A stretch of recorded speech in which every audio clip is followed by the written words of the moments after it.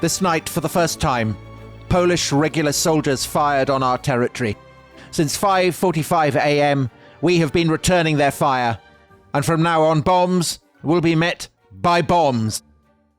Whoever fights with poison gas will be fought with poison gas. Whoever departs from the rules of humane warfare can only expect that we shall do the same. And I will continue this struggle against any enemy until the safety and rights of the Reich are secured. I am asking no more of any German than what I did myself for 4 years. There will be no hardships that I do not share. From this moment on, my entire life belongs to my people. I want nothing else now than to be the first soldier of the German Reich. I have now put on the same uniform that was once so dear, so sacred to me. I will only take it off when victory is won, or else I will not live to see it. So, Dominic, the unmistakable tones there of Adolf Hitler, and he was addressing the Reichstag on the 1st of September 1939. And this was on the occasion of the declaration of war on Poland, which in effect, I know that historians of China may disagree, but let's run with this. It's basically the outbreak of the Second World War. Yeah. And I gave him there, doing his kind of rant. People on YouTube were able to see me gesticulating and all of that, frothing. Yeah. But actually, he was quite hesitant, really, wasn't he? He kind of occasionally stumbled over his words, seemed a bit nervous. Yes. He's been looking forward to this great moment. And now when it's come, I mean, is there kind of a slight measure of doubt? There is, I think, a lot of stress. I think Hitler's not the devil. He's a human being. He's made of flesh and blood. And at this crucial moment in his career, the moment that his life, his political career has been building towards, the outbreak of the war in Europe that he has been predicting for so long, I think he's in a bit of an emotional state, actually. He's in a bit of a mess because he doesn't know whether Britain and France are going to enter the war or not. Everything is in play. And yeah, he actually got the time wrong. So he said 5:45, but it was actually 4:45. He stumbled there and said the wrong time. And he was very, very hesitant. And with good reason, right? This is the moment that he throws the dice, and we all know what the consequences for Europe will be, but also the consequences for Hitler himself. He looks ahead there to his own death. I won't take this uniform off unless either victory is won or I am dead. And he's already, I think, anticipating what he will do if things go wrong, i.e. the Wagnerian fate. Yeah, dead at the funeral pyre of his capital. Exactly. So this is the second episode of our trilogy about the Nazi war on Poland.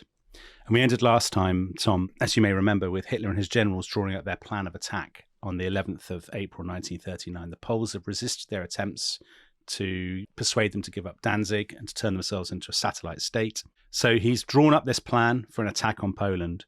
And it's about the same time in April that Joachim von Ribbentrop, very much not somebody admired by the rest of history, it's fair to say, for all kinds of reasons, sartorial and ideological. Tailoring, I think, high on the list. Tailoring very high on the list. That he suggests an idea that on paper seems completely unthinkable, which is, why don't we do a deal with our ideological archenemy Stalin and divide up Poland between us? And we'll be following that story in today's episode. But the man you've been ventriloquizing there in an impression that may get you cancelled is kind of hard to tell, isn't it? I don't think so. You don't think so? No. I think there was a lot of gusto there. Well, I mean, I think if you're conveying a sense of Hitler's manic, demonic energy, you've got to go for it. You've got to go for it, haven't you? I suppose you do. Yeah, I suppose you do. I mean, it's important to feel what's motivating and driving him, or else you don't understand the war. Yeah, method acting. Anyway, Hitler himself, right, he's 50 years old. He had celebrated his 50th birthday on the 20th of April 1939, so just 9 days after the plan was drawn up for the destruction of Poland.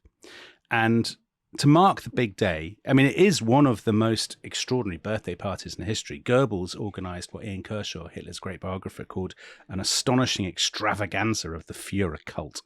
So they have a huge parade of limousines down this new road, this new avenue in Berlin called the East-West Axis, which has been planned as the main boulevard of the new capital of Germania. Berlin will be renamed in time Germania. That's Hitler's plan. And this is what Hitler's been chatting about with Albert Speer. Yeah. interminably. Yeah, drawing up little plans and big domes and things. Exactly. Yeah. They have huge torchlit parades. And at midnight, so midnight's the moment basically that Hitler's birthday begins, Speer presents him with a big model for the new triumphal arch that they are planning, which would be the biggest triumphal arch in the world. Yes, so much bigger than the Arc de Triomphe. Exactly. And then the next day, there's a gigantic military parade, a 5-hour military parade, and Hitler stands, he doesn't sit down, he stands and watches the whole thing, and he's clearly delighted. And again, this is a reminder of how strange Hitler is, because I think for most dictators, this would be the apotheosis, the climax. You've turned 50, you've conquered, everything. You've achieved all the foreign policy goals of any German nationalist, pretty much. This is the point to stop and slow down and enjoy it. And also, you're not well, are you? You're necking quantities of gun oil and yes, stuff. That's right. You're popping amphetamines. Yeah, absolutely. But as Ian Kershaw points out, 50 is an age where a lot of people tend to take stock. It's your classic kind of midlife crisis moment. So his midlife crisis is starting the Second World War. I mean, some people go to the gym. Some people buy a red motorbike. Yeah. Other people start world conflicts. Well, that's Hitler, as Kershaw said. He spends all the time thinking about his own approaching death. Death is on his mind all the time.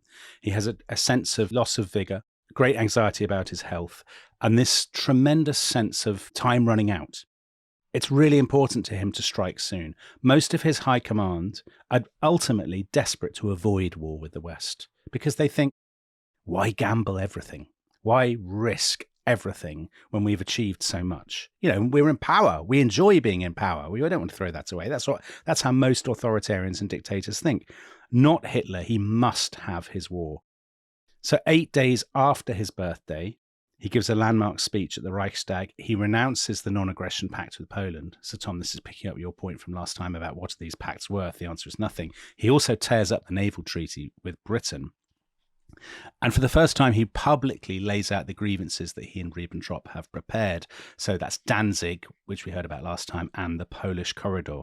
And then a month goes by, and he summons his commanders to the Reich Chancellery, and he gives them the full Adolf Hitler bingo card. So we're being strangled economically, we need more living space, our racial destiny, all of this kind of stuff. Jews? Yeah, the Jews are behind everything, of course. He says, Poland is the target, absolutely, there will be war. But here he goes beyond anything that he has said to his generals before. For the first time, he does not talk, he explicitly rules out, in fact, a friendship or alliance with the other Anglo-Saxon Germanic world power, which is Britain, or England, as he always calls it. He had always talked in the long run about some kind of deal with England. That basically was part of his vision. Germany rules Europe. Exactly. And what had been Russia, and Britain rules the rest of the world, basically. Exactly. But now, for the first time, he says explicitly, England is our enemy, and the showdown with England is a matter of life and death. So he's already beginning to recalibrate his attention a little bit from the east towards the west, to see the West as an ideological archenemy as well. And for the first time, we have a preview of what's going to happen in 1940. He says, I've been thinking about this a lot. We will have to take Holland and Belgium. We'll take France. We can easily take France. Of course, he is right. They do easily take France. But to his generals, it's mad, isn't it? Yeah. Because on the western border, Germany is outnumbered 6-1 by the French. Yeah. And as we will see in next week's episode, as the war begins, there is a case that, if the French had shown a little bit more gumption, had gone in hard. Yeah, it would have been a very different outcome. But he says we can take France. We'll take the Atlantic seaboard and the Channel, and that will allow us to blockade England. We'll strangle England and bring them to their knees. The only question in his mind is the timetable. I think at this point he's still thinking we do Poland this year, and then maybe, the Western Europe in a couple of years' time. But so he doesn't think that invading Poland will bring Britain and France into the war, because he despises them as little worms, their leaders. And that will run through today's episode. His misjudgment, Hitler has judged his foreign policy coups very cleverly up to this point. But I think from this point on, or rather from the final attack on Czechoslovakia that we did last time, from that point on, I think he completely misreads London. And do you think that's because he's actually met the British and French leaders in person? That's a good point, actually. It's funny that he starts to get them wrong after he's met them. Yeah, I think that's part of it. I think vanity is part of it. He feels he was so affronted by Chamberlain and Chamberlain getting applause in Munich and so on. And he has such personal contempt for Chamberlain that he just can't take him seriously at all.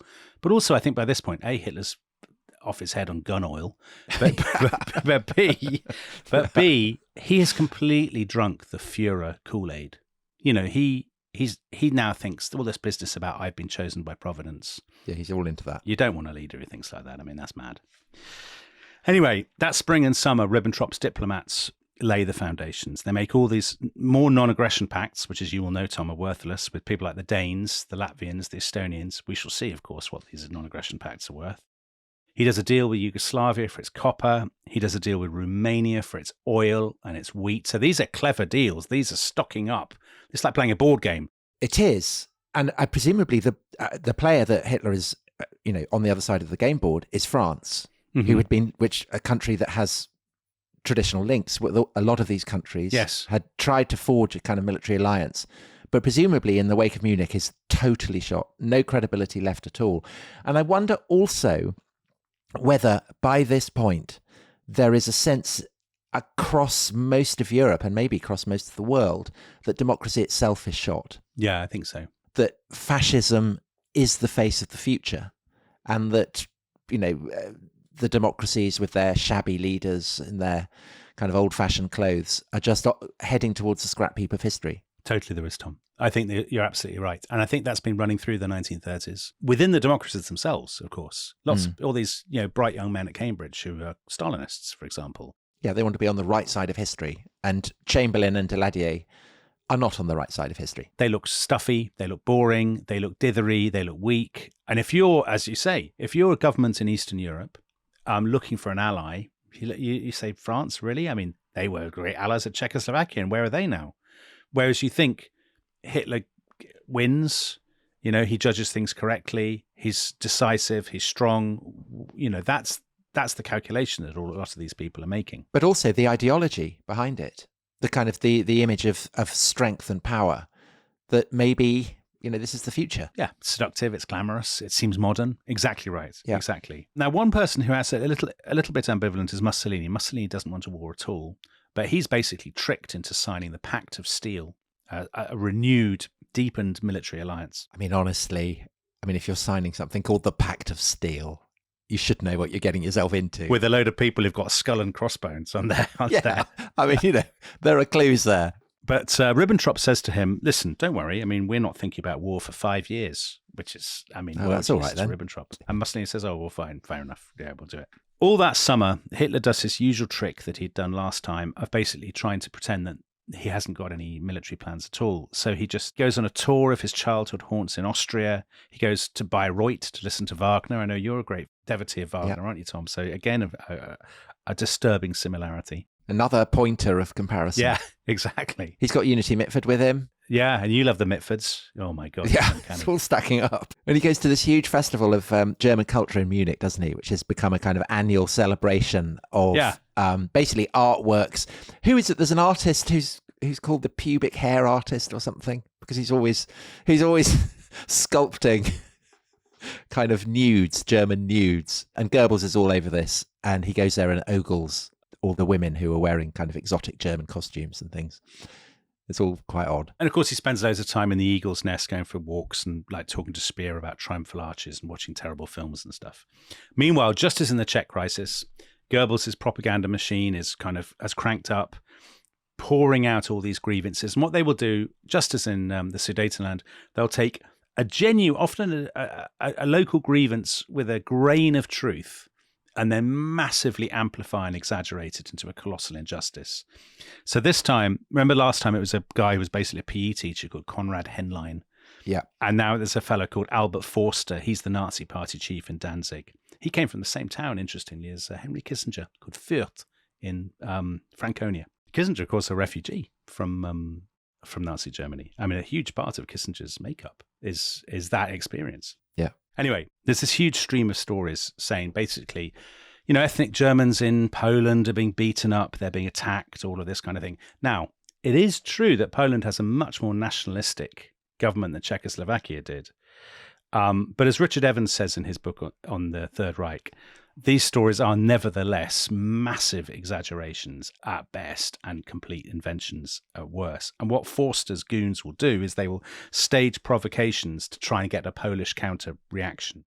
So they take a great offense at the fact that Poles have things like customs offices and post offices in Danzig, and they're always claiming that Polish postmen and customs inspectors are kind of beating up Germans and all of this kind of thing. And the thing is that this has a very ready audience in Germany. We talked before, didn't we, in the Munich episodes about what ordinary Germans make of all this kind of thing. Do they believe it?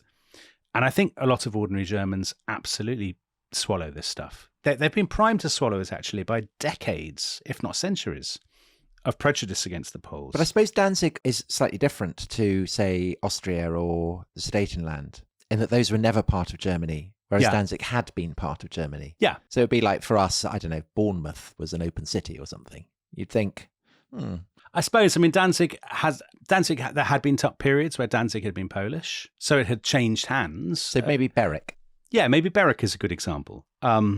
Danzig, don't forget, the population is 90% German. And most ordinary Germans would absolutely say Danzig ought to be part of Germany. It's bonkers that it's a free city. Yeah. They don't like the Poles. You know, they are really the one nationality that most Germans are united in regarding as backward and dirty and all of that kind of thing.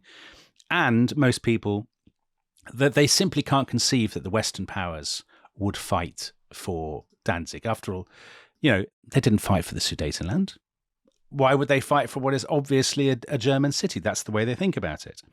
So while all that's going on, Hitler is planning this diplomatic coup. So if you're Hitler and you look at this, the one thing you fear most is that you would fight Britain and France in the West and Poland and the Soviet Union in the East.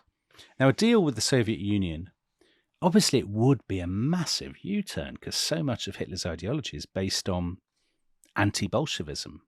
But all this time, Ribbentrop has been saying to him, I mean, just think, if we did have a deal with Stalin, it would solve so many problems. Is it really so outlandish? Isn't it a good idea? You know, shouldn't we think about it? And the good news for the Nazis is that from Stalin's point of view as well, the timing is absolutely perfect because Stalin has just had the Great Terror. He has just killed almost 1 million people in 2 years, including almost all of the top brass of the Red Army and the people who run all the munitions factories and all of the technical experts and all of these people. He's killed all these people. The Red Army is in an absolute mess, total shambles. He knows that one day Hitler will attack him because Hitler has been saying that for 2 decades. He knows he's in no state to resist. So he thinks, well, why not? I mean, why not buy ourselves a little bit more time? Because although he knows as well, of course, that Britain and France, you know, they've made informal kind of feelers about a deal with Stalin, but he knows that they despise him. And he also thinks they're weak, right? I think it's that's more important because obviously Hitler despises him too. I mean, everyone hates him. Yeah. But it's the perceived weakness of Britain and France, surely.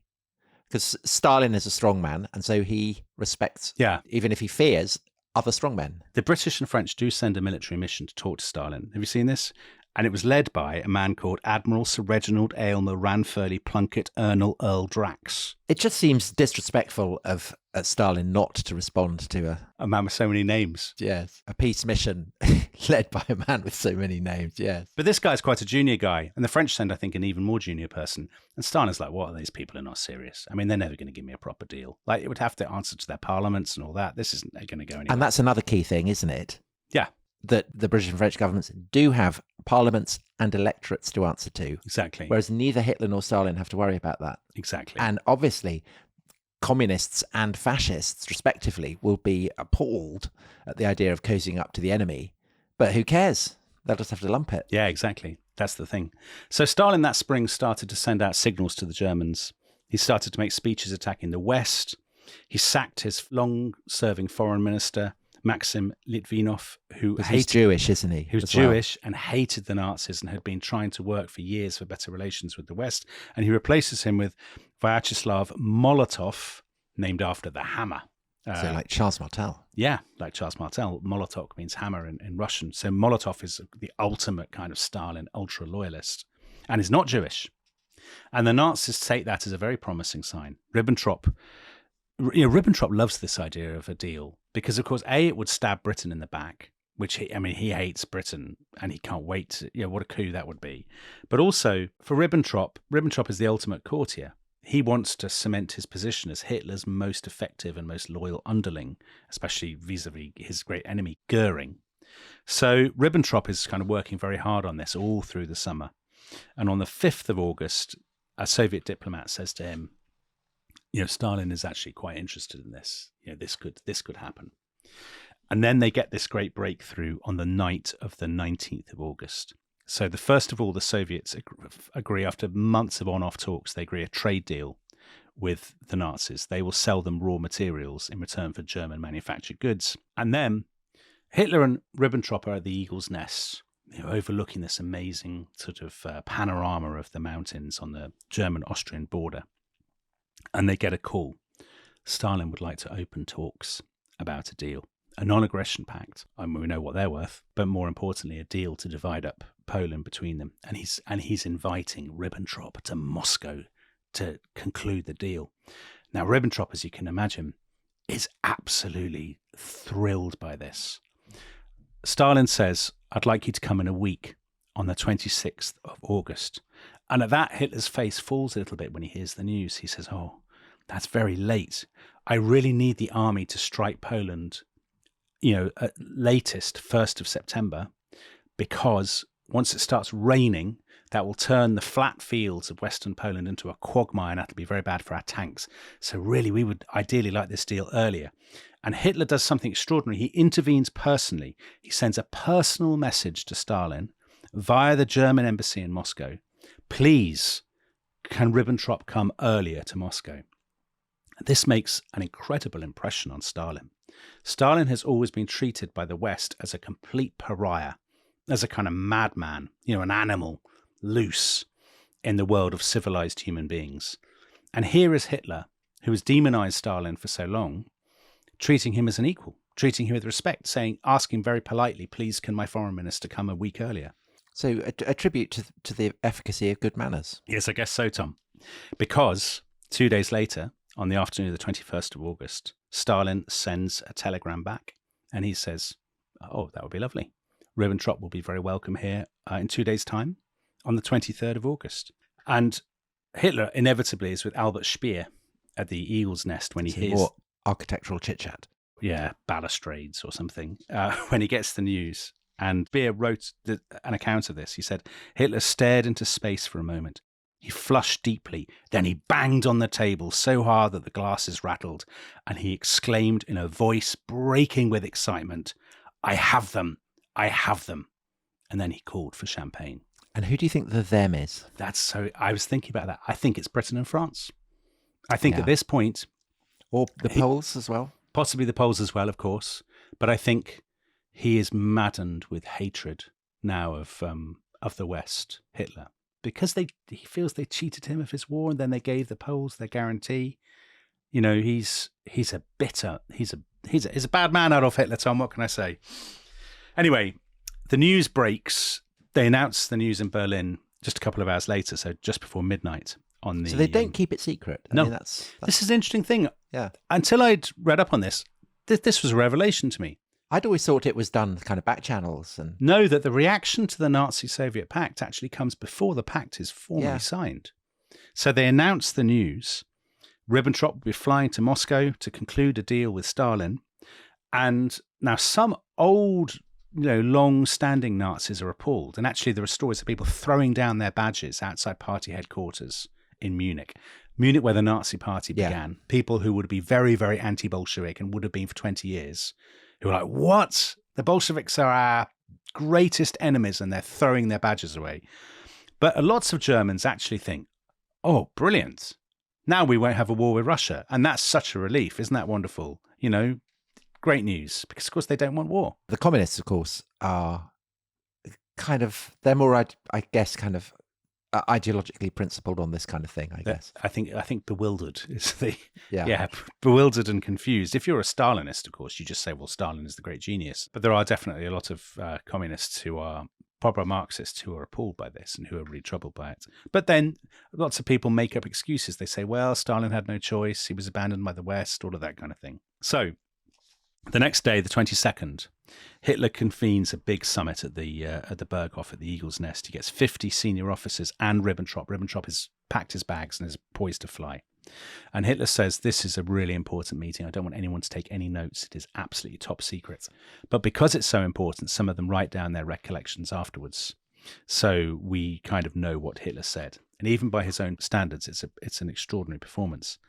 He says, I'd always planned for a European war, and I'd always thought we'd fight West and then East. But I've changed my mind. It's because of the economic situation, because the wheels are about to come off our economy. And he says to them, the reason we're doing this now is because of me, because I'm actually such an extraordinary person. Everything depends on me because of my political talents. There will never again in the future be a man with more authority than I have. I mean, imagine listening to this from your boss. I could be eliminated at any time by a criminal or a lunatic. No one knows how much longer I shall live. Therefore, we'll have to have the war now because, I mean, I could be dead in a year. Who knows? You'd be worried, I guess, if you were kind of human resources manager, if you heard the boss of your organization talking like that. You would. Now, this is when he comes out with his line about Britain and France being little worms. He says, I saw them in Munich. They won't fight. Yeah, so it's that personal contact again, isn't it? Yeah. I've looked into their eyes and I've seen that they're wimps. Yeah, exactly. And then as for the deal with the Soviet Union, he says, yeah, I mean, it's an unusual departure for a fascist. However, he says, I know that Stalin is a very sick man. I mean, talk about projection. Stalin, he says, is a very sick man. After Stalin's death, we'll rip up the deal and we will break the Soviet Union. And then there will begin the dawn of the German rule of the earth. Imagine listening to that with a straight face. I mean, obviously, these guys do listen to a straight face. Now, after lunch, he outlines the plans for how they're going to fight the war in Poland. We'll talk about that next week in Monday's episode about the war in Poland itself. So we'll just leave the speech at that point. Because this is the point when Ribbentrop leaves. Ribbentrop excuses himself after lunch. He flies to Berlin. Then he gets on he changes planes to Hitler's private Condor plane and he flies to East Prussia. He spends the evening in East Prussia and he's nervously going over his notes for the meeting with Molotov the next day. And then on the early morning of the 23rd, Ribbentrop flies on to Moscow. What an extraordinary moment this is. I mean, imagine what's going through his mind. Yeah. You know.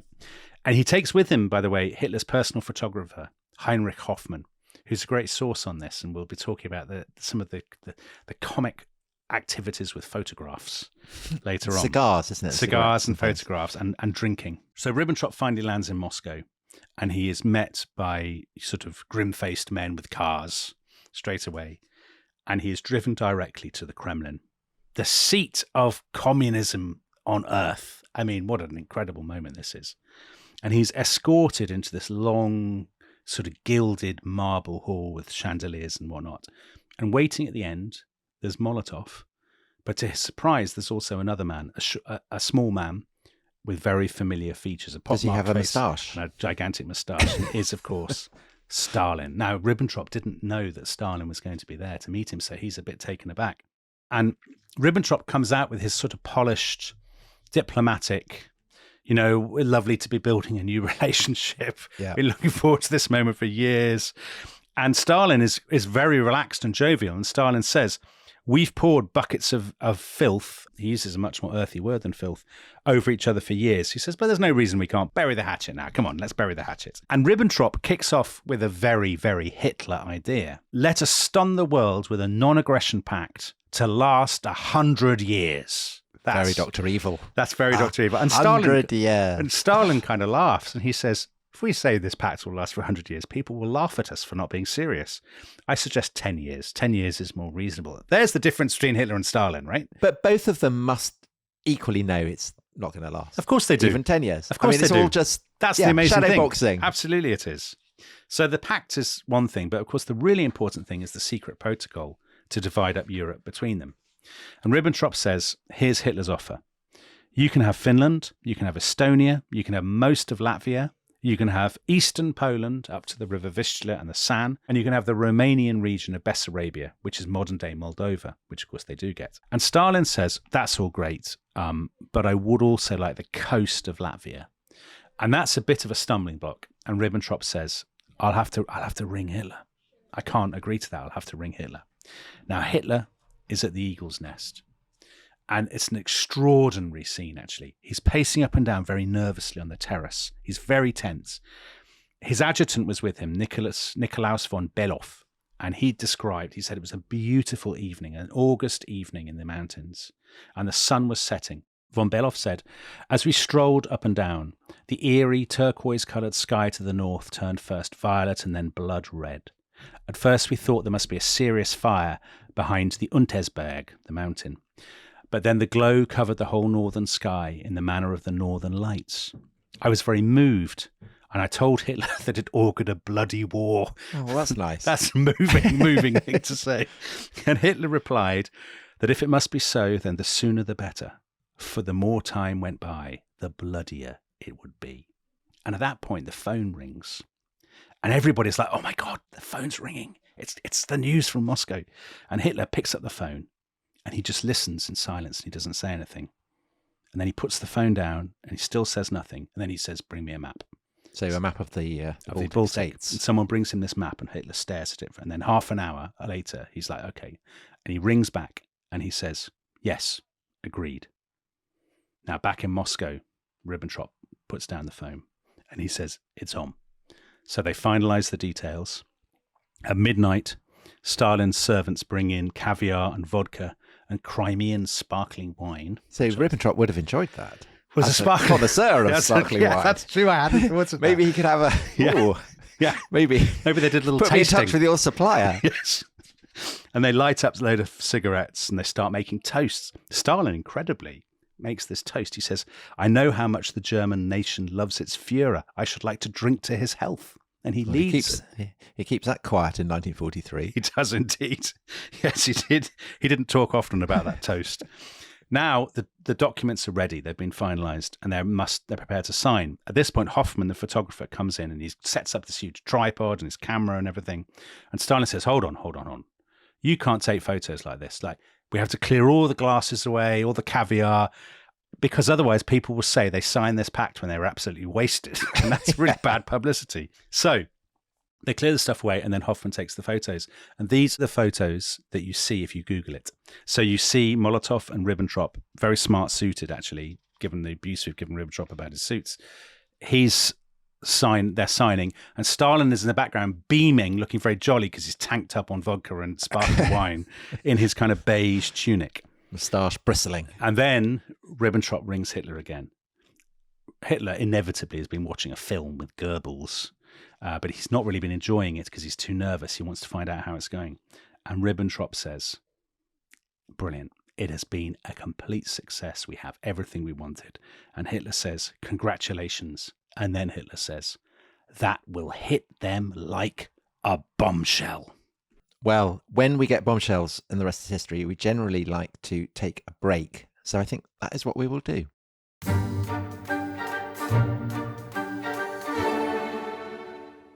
Hello, welcome back to The Rest is History. And Dominic, a bombshell has just exploded in the form of the Molotov-Ribbentrop Pact. It has. Hitler and Stalin have divided up Eastern Europe between them. And how does this all go down? Well, Ribbentrop flies back to Berlin to a hero's reception, not surprisingly. Hitler hails him, says, well done, mate, brilliant. You are second Bismarck. And of course, to Ribbentrop, that is music to his ears. Ribbentrop and Hitler now are absolutely convinced this has guaranteed them a free hand against Poland. With the Soviet Union out, there is no way Britain and France will fight. They're convinced of this. Now, I mentioned the photographer, Heinrich Hoffmann. He has come back too, and he's been developing his photographs of the signing, which Stalin had said, clear the glasses away. And he goes into the Reich Chancellery to show them to Hitler. Hitler is obsessed with Stalin. He is absolutely obsessed. He's bombarded. Well, he's his only peer, isn't he? Yes, I think so. Hitler had said there are only three great men in the world. They are me, Stalin, and Mussolini. And Mussolini is definitely third. Yeah. So Stalin is the other great man. And he's just fascinated with Stalin. And he says to Hoffmann, does he order people? Does he order them? Or does he cloak his orders in the guise of wishes? What about his health?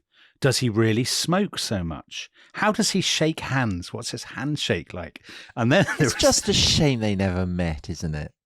Oh, they'd have got on so well. a lot of the Nazis, we know this from Ted Heath. Did you know this? Ted Heath went to a Nuremberg rally, the future British Prime Minister, when he was on a kind of gap year in Germany. Yeah, in 1938. Yeah. And he said he met Himmler and Goering and all that. He said they had terrible handshakes by and large, very limp, drooping handshakes. And I would imagine Hitler had a poor handshake. Stalin, I don't know. I think he'd have a crunching handshake. Stalin's a bear hug kind of man, isn't he? Yeah. The thing that Hitler is really fixated on, have you seen this? Is Stalin's earlobes. Yes, because that's a sign of Jewishness, isn't it? He says, are they ingrown and Jewish or are they separate and Aryan? And the photographer, Hoffman, says they're separate. And Hitler apparently is delighted by that. He says, oh, that's brilliant. I'm so pleased. I'm glad that Stalin's got Aryan earlobes. And then they get out the photographs and Hitler's face falls through the floor. What? He says, oh, what a pity. There's not a single one of these photographs we can use. And Hoffman, who's considers himself quite a good photographer, is quite displeased by this. Yeah, why? And Hitler says, well, in every single photograph, Stalin is smoking. And he says the German people would take offense at this. Because Hitler's very anti-smoking, isn't he? Because you were saying in the previous episode how he spent his time, wanting to ban them. Yeah, exactly. Hitler wanted to reduce nicotine in cigarettes. He's a health and safety Nazi. He's a health and safety Nazi. Exactly. He's a nanny state Nazi. What can I say? Hitler says the signing of a pact is a solemn act, which one does not approach with a cigarette dangling from one's lips. Such a photograph smacks of levity. See if you can paint out the cigarettes. And so the photographs that are released to the press by Hoffman have been doctored. And Stalin's cigarettes have all been taken out. So it's so Orwellian, isn't it? Mad. First they came for the cigarettes. That's true. Yeah. Yeah. Then, yes. So Stalin's reaction is fair to say is a little bit less eccentric. So Stalin met his entourage the next day and his underlings had gone out and shot a load of duck. He loved eating duck. So they're eating all this duck and Stalin's in brilliant form. He's never been happier. And he says, he's a smarter man than Hitler, frankly. He says, of course, it's all a game to see who can fool whom. I know what Hitler's up to. He thinks he's outsmarted me, but it's actually me who has tricked him. Although having said that... is that true? Hitler's the one who launches the surprise attack. Yeah, but who's got the last laugh, Tom? True. I mean, yeah. Anyway, they're both bad men, let's be frank about it. Now, in the rest of the world, the reaction, of course, is total shock. Among the communists, in British newspapers and French newspapers and so on, Neville Chamberlain is a broken man because of this. Joseph Kennedy, the American ambassador, said he looks like a broken man. He said he could think of nothing further to say or do. He felt that all his work had come to naught. I can't fly again because that was good only once. In other words, Chamberlain recognises there's no possibility now for any more appeasement. The whole constellation has changed. However, Britain will not change its approach. So this is one thing that Hitler really misjudged. Hitler was convinced that this marked the end of the British and French guarantee to Poland that there's no way they would fight. But actually, the 22nd of August, the day that the news of the signing of the pact reached London, the British cabinet reaffirmed its commitment to Poland. And they decided to send the ambassador in Berlin, Neville Henderson, to the Eagle's Nest with a letter to Hitler to say, don't get this wrong. We are not going to change. We are still completely committed to Poland. And how does this go down with Hitler? Poorly, I think it's fair to say. So we talked about Henderson last time. He loves a carnation. He's an old Etonian. He's got a gigantic moustache. He's very elegant. Family linked to Alice in Wonderland. Exactly. So Henderson turns up at the Eagle's Nest and Hitler just starts ranting and raving about it. He can't believe that the British are doing this. Hitler says, we've wanted to be friends with you. You clearly hate us. We will fight you to the last man. And Henderson is very upset by this because he has spent his career trying to get in with the Nazis. He sees that as his task. Well, he's a great man for thinking that there are moderates, aren't there? Yes. So there are extreme Nazis and there are moderate Nazis. Yeah. And I think it's fair to say he's probably not right about that. He's not right at all. He's a brilliant lesson in self-delusion. And Henderson is really upset by Hitler's reaction. He basically storms out and in the verge of tears or verge of a massive outburst of rage or something. I don't think someone who went to Eton in the first half of the 20th century would blub. You don't think so? You don't think Roy Stewart would break down in such Roy circumstances? Roy Stewart's a later Etonian. Okay. But the early ones. You don't think they would?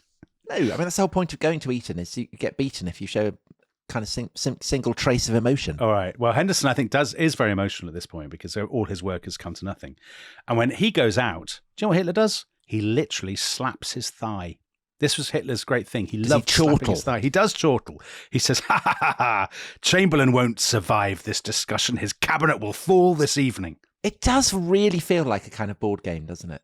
Kind of like diplomacy or something. It does, but also in which one person has now completely lost sight of reality because there's no way Chamberlain's cabinet is going to fall apart. I mean, he's completely deluded. So I think at this point, Hitler has just completely lost the ability to read what's going on in Britain and France. I mean, he's all over the shop because the next couple of days go by and he gets all these reports from London. The British are actually preparing for war. They've made coastal defence preparations. They have requisitioned merchant ships. They put their air raid on standby. In France, almost 1 million men have been called up to the colours. Hitler can't get his head around this. What? Why are they sticking by the mad pledge to Poland? Why haven't they yielded to reality? And so he says, well, I'm going to have to change tactics, clearly.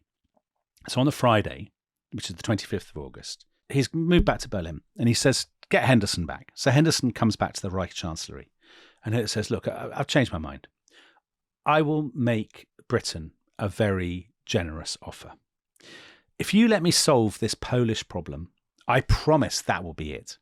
And I will guarantee the integrity of the British Empire. And actually, I'll even lend you German forces to defend the British Empire, as long as you let us have some of our pre-1914 colonies back. So come on, that's a brilliant deal. We can be friends. And he says, do you know what? It's such a good deal, actually.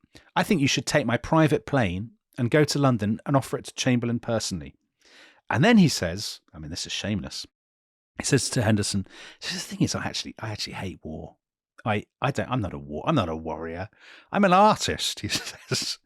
When this Polish business is settled, I'll probably give up and just go back to art because that's what I'm really all about. So Dominic, this whole thing on all these episodes, tour de force, magnificent. You've covered yourself in glory, but at this point, you shame yourself.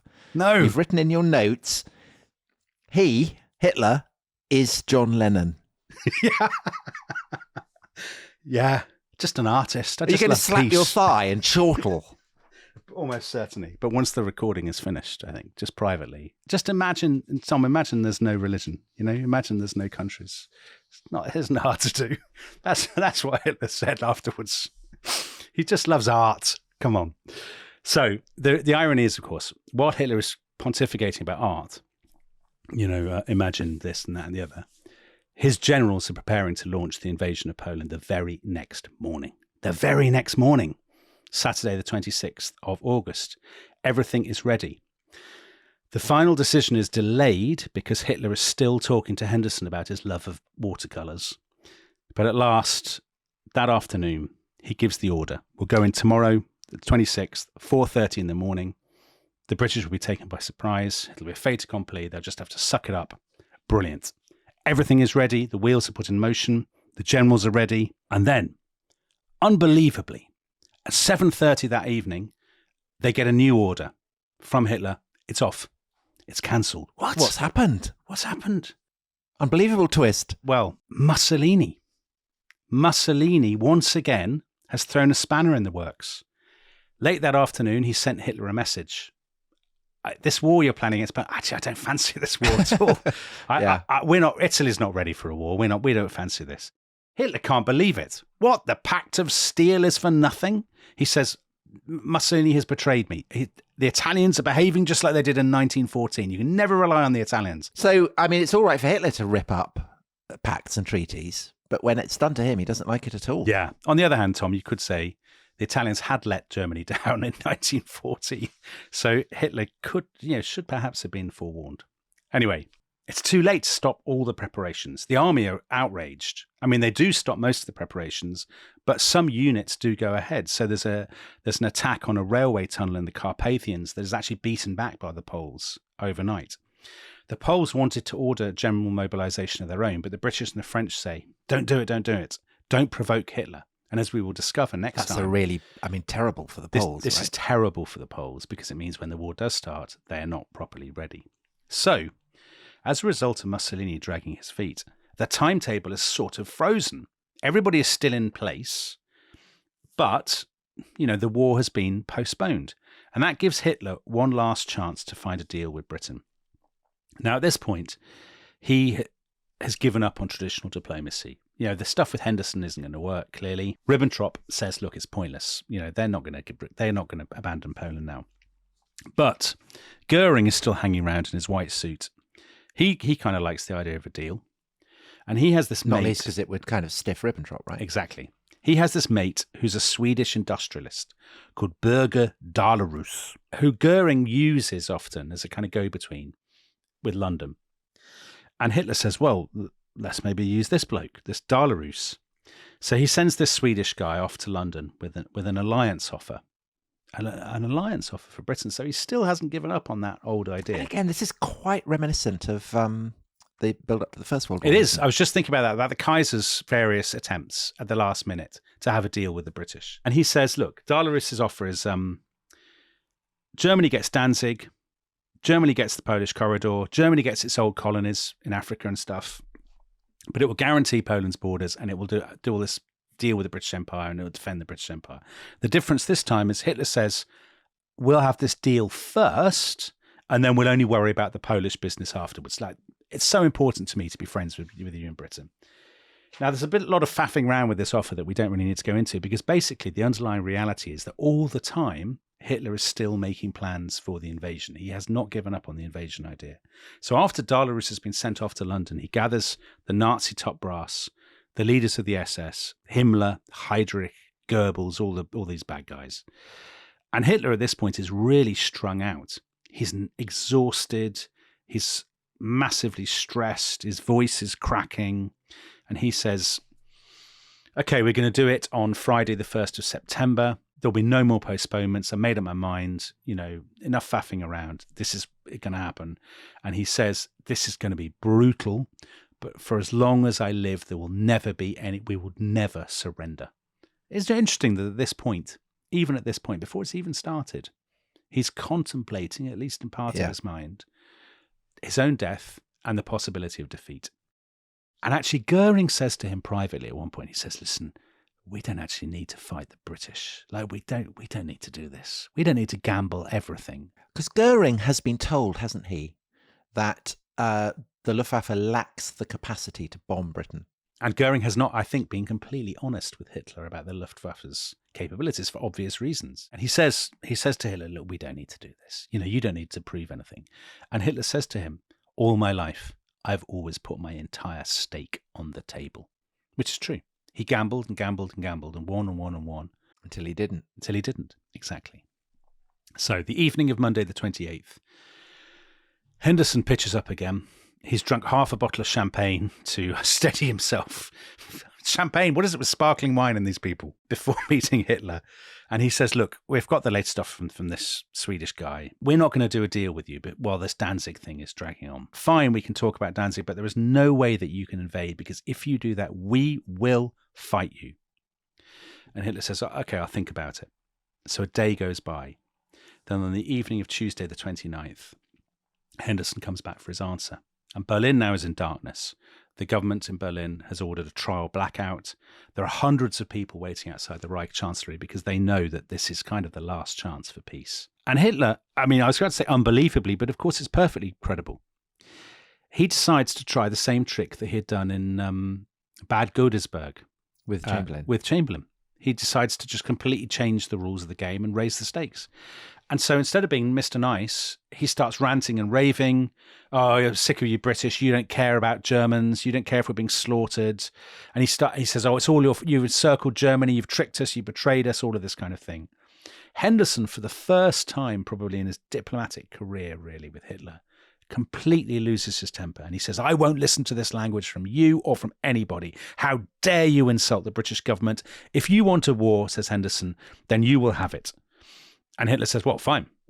The Poles should send someone tomorrow to give me everything that I want. And if they don't, I'll send in my army. I'm not waiting any longer. Now, actually, amazingly, Henderson at this point, he walks out and he's steaming with rage, but he's still, because he's an appeaser and has always been an appeaser, he's still partly, part of him still wants a deal. And so he actually says to London, maybe we should get the Poles to negotiate. Maybe we shouldn't give up completely. And Chamberlain back in London says, no way. We're not going to be bullied again by Hitler. Chamberlain, by this point, has, I think, definitely run out of patience with the policy of appeasement. He says, we are not going to yield on this point. There is nothing more to discuss. So the stage really is set now. The next day, Wednesday the 30th, the Poles begin to mobilise. They should have done it earlier. They had delayed at the request of the British and the French to avoid provoking the Germans. That will cost them very dear, I'm sorry to say. Can I just ask you, they mobilise in the expectation that Britain and France will declare war on Germany, but more than that, that Britain and France will attack Germany in the West, and that this would therefore give the Poles a fighting chance to survive. Do you think if they'd known that the British and French weren't actually going to do anything, that they were just going to kind of sit there, might they have negotiated in that eventuality? No, I don't think so. I think they'd still have fought. I think they would probably still have fought. I think they can't conceive that the British and the French won't intervene. Right. Okay. So it's a non-question. But I think the British and the French have sent slightly mixed signals. They've sent a military mission. They've sent some sort of pretty pitiful supplies. The British and the French have been saying to them, it'll be a long war. They've been sort of hinting that their intervention will not exactly be as game-changing as the Poles might like. But Polish national pride, Polish public opinion, will make it very, very difficult for any kind of compromise, I would say. So where are we? Thursday, the 31st of August, 1939. First thing that morning, Hitler says to his generals, the invasion will start tomorrow. He signs the attack order just after midday, and then he confirms it an hour later. That afternoon, early that afternoon, Ribbentrop arrives at the Reich Chancellery, and he says, look, no give from Britain. It's looking pretty bleak on the British front. And Hitler says, well, I've already given the order. Die Sache rolle, things are rolling. And Goebbels writes in his diary that afternoon, it looks as if the die is finally cast. An analogy that will appeal to you, Tom. And late that afternoon, a very ominous sign, they cut the telephone lines to and from the Polish embassy in Berlin. And at 11 o'clock that evening, the 31st, you have the first reports of incidents on the Polish frontier. The most famous one is at a radio station at a place called Gliwice, now Gliwice, in Upper Silesia. So this was basically a radio station generally used for kind of weather forecasting.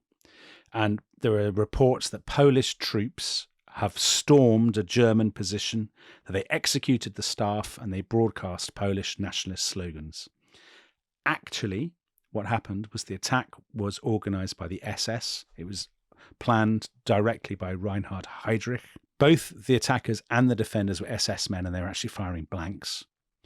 And when they left 3 bodies behind them. 2 of these bodies... These are called canned goods, aren't they, by the goods, SS? Exactly. Is the sort of the jargon. 2 of these guys were concentration camp inmates. They had been killed with lethal injections and dressed in Polish uniforms. And the 3rd man was a Pole, but who was a German citizen. He was a local farmer, and his name was Franciszek Honiok. And he had been arrested the day before. He was well known for being a very patriotic Pole. And he was arrested, thrown into prison, and then he was taken out of prison and put to sleep with an injection. And then he was taken asleep to the radio station, and then he was shot dead, and his body was dumped there. And he is the first of the 6 million Poles who will be killed by the Nazis in the next 6 years. So we'll get on to the fate of Poland in Monday's episode. But just to tie up this bit of the story, the war proper began at 4:45 the next morning, Friday the 1st of September, when an elderly German battleship called the Schleswig-Holstein opened fire on the Polish military depot on the Westerplatte, which is a peninsula that commands the entrance to Danzig's harbour. And the same time that happened, 60 German divisions, about 1.5 million men, spearheaded by tank divisions, began to flood across the border from Germany into Poland. And by the afternoon of that day, Friday, you have the first reports of bombings, of Stuka attacks, coming in from Western Poland, and the Polish army is already beginning to fall back from the border. Hitler addressed the Reichstag that morning at 10 o'clock. As you described, Tom, he was wearing his Wehrmacht uniform, and he never takes it off presumably takes off to sleep. Shower. Yeah, but he never dresses again in civilian clothes. And you did that performance with gusto because that's what we associate with Hitler. But actually, as we said, he was very nervous. He stumbled over his words. He's very downbeat. He gets the time wrong. And even that line, looking forward to his own death, is a hint, I think, at the doubts that must have been there, if only subconsciously. It was a very gloomy day in Berlin. There was no public enthusiasm at all. The American journalist William Shirer described the, quote, astonishment, depression on the faces of the people. No excitement, no hurrahs, no cheering, no throwing of flowers, no war fever, no war hysteria. Of course, they're all still waiting to find out what Britain and France will do. And Hitler did make one last attempt, another attempt through this Swedish guy Dahlhaus. When Dahlhaus went to meet him at the Reich Chancellery, Kershaw describes the scene in his biography. Hitler, probably as a result of stress and tiredness. Not the gun oil. Not the gun oil. His breath was so repellent. The odour from his mouth was so strong that Dahlhaus was tempted to move back a step or two. So, Hitler's hygiene has kind of collapsed. Halitosis is... Yeah. And Hitler says, tell the British, this is their last chance to avoid a fight with me. I will fight them for 10 years if I need to, which is not a very... Yeah, it's not very emollient, is it? No, not very emollient, and obviously doesn't work. The next day, the 2nd, Britain and France by now had ordered full mobilisation. They begin evacuating children from the cities. Chamberlain is in talks about drawing up a war cabinet, bringing Winston Churchill back as First Lord of the Admiralty. And that evening is the evening of the very famous debate. Chamberlain gives, as he so often does, a very ill-judged speech in which he says, if the Germans pull back from Poland, maybe we could still talk to them. What a mad thing to say. And this is the moment at which, famously, as the Labour leader Arthur Greenwood stands up to reply, one of Churchill's sort of allies called Leo Amery shouts, "Speak for England, Arthur." And this is a great shock to Chamberlain. He's the sense that he's lost touch with the public, with his own party, with many of his own party, and indeed with his own cabinet, because that afterwards his cabinet say to him, "Look, enough. You've got to give an ultimatum." And Henderson goes to give the ultimatum first thing the next morning. So it's Sunday, the 3rd of September, 9:00 in the morning. Henderson goes to the Foreign Ministry in Berlin. Ribbentrop. Do you remember when we did the series on the First World War? All those scenes of the ambassadors crying and foreign ministers shaking hands, and the sense none of that now. It's really kind of moving, actually, really moving. Well, Ribbentrop is cut from a very different cloth. He will not even meet Henderson. He refuses even to see him. And Henderson gets interned, doesn't he? He does indeed, when war gets declared. So Henderson has to make do with the interpreter, Paul Schmidt. So he gives him the ultimatum. As surely everybody listening to this podcast will know, the ultimatum expired at 11:00. The Germans didn't reply. And a few minutes later, Chamberlain made that very famously gloomy speech. And no such undertaking has been received, and consequently, this country is at war with Germany. Announcing the beginning of the Second World War for Britain and for France. But let's end with the interpreter, Paul Schmidt. He said, I took the ultimatum to the Chancellery, where everyone was anxiously awaiting me. There was something of a crush, and I had difficulty in getting through to Hitler. When I entered, Hitler was sitting at his desk and Ribbentrop stood by the window. Both looked up expectantly as I came in. I stopped at some distance from Hitler's desk, and then I slowly translated the British government's ultimatum. When I finished, there was complete silence. Hitler sat immobile, gazing before him. He was not at a loss, as was afterwards stated, nor did he rage, as others allege. He sat completely silent and unmoving. After an interval which seemed an age, he turned to Ribbentrop, who had remained standing by the window. And Hitler asked, "What now?" What now? What now indeed? We will be back on Monday to find out what happened next. We'll be doing the story of Poland's heroic resistance, doomed resistance, and the tragedy of its fall and its fate. And if you're a member of the Rest is History Club, you can hear that episode right now. But for now, thank you, Dominic. Brilliant stuff. Goodbye. Goodbye.